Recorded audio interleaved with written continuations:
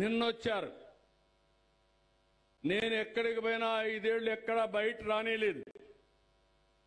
ఇంటికి కూడా తాళాలేసి గేట్లకు తాళాలేసి బయట రానియకుండా ఏదించారు. విశాఖపట్నం పోతే తిరుపతికి వెళ్తే ఎయిర్పోర్ట్ని తిరిగి పంపించారు. నేను ఆ పని చేయదలుచుకోలేదు. మొన్న వెళ్ళాడు. ఎందుకు వెళ్ళారు?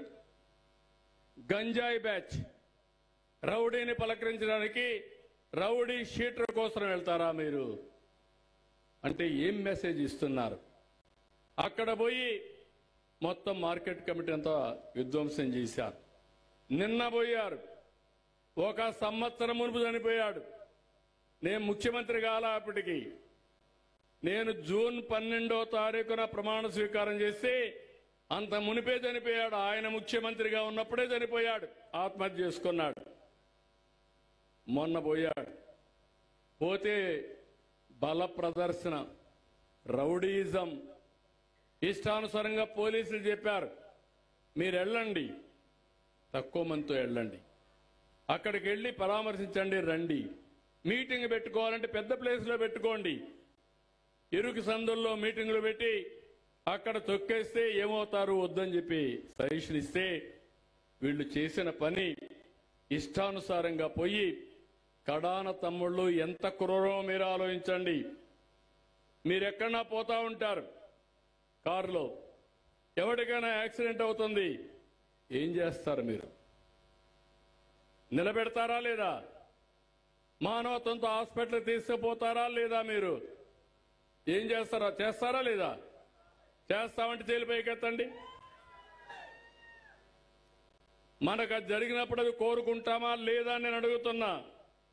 అలాంటిది నీ కారు కింద పడి ఒక అతను ప్రమాదంలో పడితే కుక్కను మారిగా తీసి పక్కన బారేసి వీళ్ళు నేరుగా వెళ్ళిపోతే అతను హాస్పిటల్ తీసుకుపోవడానికి లేట్ అయ్యి అతను చనిపోయాడు. హిట్ అండ్ రన్ అంటే నీకు మనుషుల యొక్క ప్రాణం అంటే విలువే తెలియడం లేదు. ఏమంటున్నారు? నా కారు కింద పడలేదని ఇంకో కారు కింద పడ్డారని రెడీ చేశారు సాక్ష్యాల్ని. భగవంతుడు ఓసారి పంపిస్తా ఉంటాడు. ఈసారి నేను ఏమాదలుచుకోవాలా? నేను అంతా ఇన్ఫర్మేషన్ సంపాదించమంటే మా పోలీసులు తీసుకుంటే క్లియర్ కట్గా ఫారెన్సిక్ ఎవిడెన్స్ లో కూడా సాక్ష్యాలు వచ్చాయి. ఈయన కారు కిందనే పడ్డాడు, వీళ్ళు లెక్క పెట్టుకోలేని చెప్పి చాలా క్లియర్గా వచ్చింది. ఎవిడెన్స్ ఉంది, వీడియోస్ ఉన్నాయి. ఏం తమ్ముళ్ళు మీకు బాధ అనిపించదా? నేను ఎలాంటి వాళ్ళతో రాజకీయం చేస్తున్నాను? నా జీవితంలో నేను ఎక్కడ కూడా ఒక వ్యక్తిని కొట్టింది కానీ నా మీద కేసులు పెట్టించుకున్నది కానీ ఎక్కడా లేని పరిస్థితిలో ఇప్పుడు నేను నేరస్తులతో రాజకీయం చేయాలంటే చేయకపోతే మిమ్మల్ని కాపాడుకోలేను, చేస్తే ఇలాంటి ఇబ్బందులు. అందుకే మీరు కూడా గుర్తుపెట్టుకోవాలి, మీ అమ్మాయికి పెళ్లి చేయాలంటే మీ అబ్బాయికి పెళ్లి చేయాలంటే 7 తరాలు వెనక్కి చూస్తారు. చూస్తారా లేదా? పుట్టు మచ్చలు కూడా చూస్తారా లేదా? అవునా లేదా? కానీ రాష్ట్రంలో మాత్రం నాయకుడు కావాలంటే గుడ్డిగా ఓటేస్తారా తమ్ముళ్ళు అని అడుగుతున్నా. కులము, మతము లేకపోతే తప్పుడు సమాచారం చెప్తే నమ్మడం ఇది సబబా అని మిమ్మల్ని అడుగుతున్నా. మన భవిష్యత్తు ముఖ్యం. ఇక్కడ మేమందరం ఉన్నాం, సిన్సియర్గా పనిచేస్తున్నాం.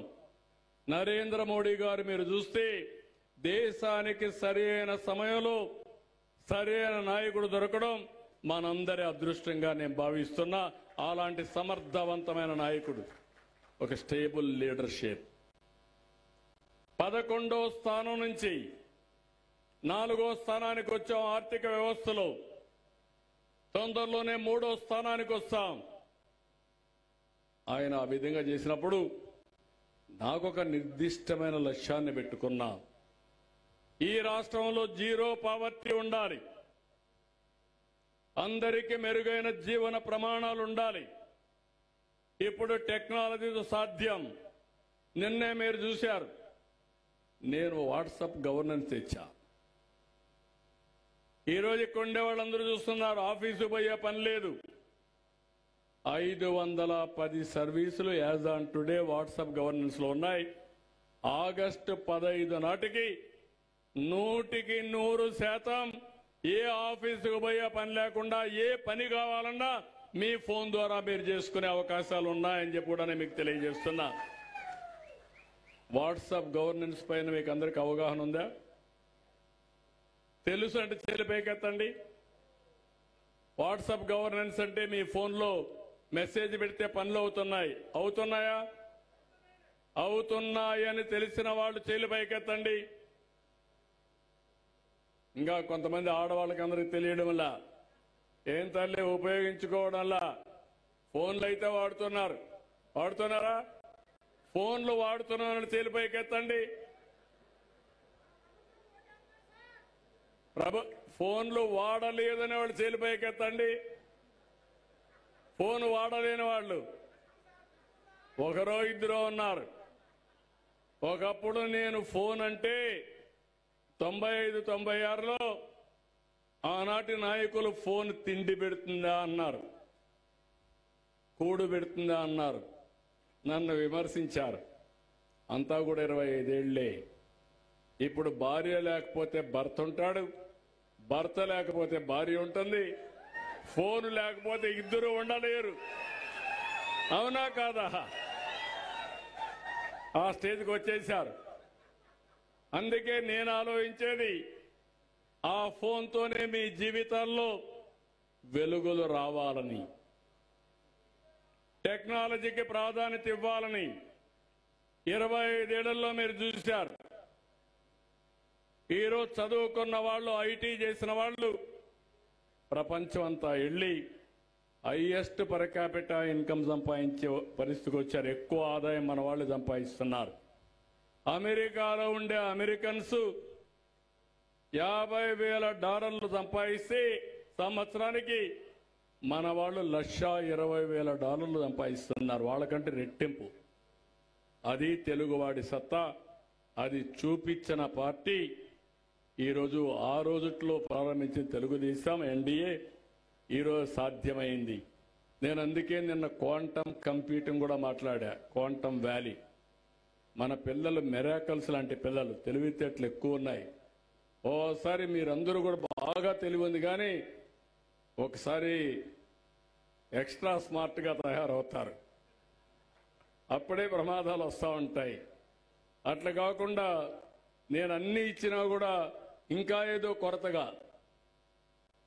సాధ్యాసాధ్యాలు ఉంటాయి. ఒకే రోజు ఏది అన్ని కూడా సాధ్యం కావు.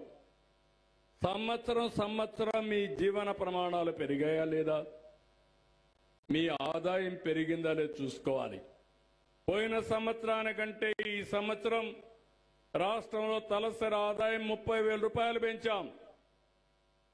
30,000 రూపాయలు పెంచామంటే అలాంటి అభివృద్ధి కార్యక్రమాలు చేపట్టాం. దీన్ని ఇంకా పెంచుకుంటూ ఎవరైతే చివరి వ్యక్తులు ఉన్నారో, పేదవాళ్ళు ఉన్నారో, వాళ్ళను కూడా పైకి తేవడం కోసం P4 తీసుకొస్తున్నామని కూడా తెలియజేస్తూ, మరొకసారి ఈరోజు వచ్చినప్పుడు ఒక మంచి అవకాశం ఇచ్చారు. నేను చేయాల్సిన పనులన్నీ చేస్తున్నా.